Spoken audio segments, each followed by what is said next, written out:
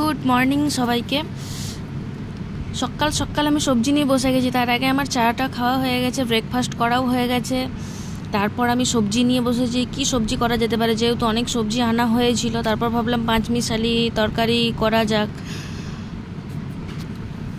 পাঁচমিশালি তরকারি করার জন্য এত কিছু অনেকগুলো সবজি বের করেছি আর কি। ঝিঙ্গা কাটছি, পটল, তারপর ঢেঁড়স, বরবটি, আলু, আরও দিয়েছিলাম মনে পড়ছে না এই মুহূর্তে, ছোলা দিয়েছিলাম। তারপরে এটা এখন আমের ঝোলটা, এই পুরো গরমটা এত ভালো লাগে আমের ঝোল খেতে। আর এখানে হচ্ছে মাছ ছিল, ফ্রিজে রাখা ছিল মাছ। তার মধ্যে এখান থেকে আমি 2 পিস মাত্র মাছ রান্না করব, বাকিটা আবার রেখে দেবো, কারণ বিবেক ভাজা মাছ খেতে খুব পছন্দ করবো, বললে আবার ভেজে দেবো। আর এই মাছের ঝাল, সর্ষে দিয়ে ঝাল আমার খুব পছন্দের, ওই জন্য রান্না করলাম। আর এখানে এই পাঁচমিশালি তরকারিটা করা হয়ে গেল। আর আমের টক করেছিলাম, কিন্তু সেটা ভিডিও করা হয়নি।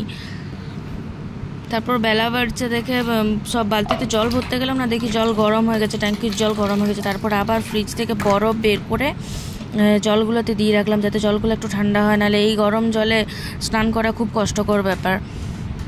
তারপর জল ঠান্ডা হওয়ার পর স্নান করলাম। স্নান করে একটু নিজেকে ফ্রেশ করলাম, তার কারণ এত গরম আর শুধু ঘাম, গলগল করে ঘাম গলছে।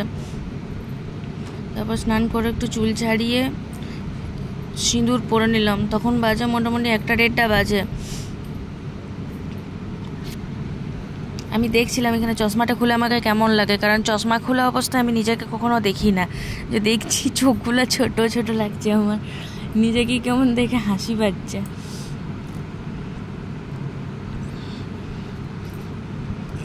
আর এই অবস্থা গরমকালে বোরোলিন ঠোঁটে লাগাতে হচ্ছে, বোরোলিন না লাগালে ঠোঁট ফেটে একদম চৌচির হয়ে যাচ্ছে।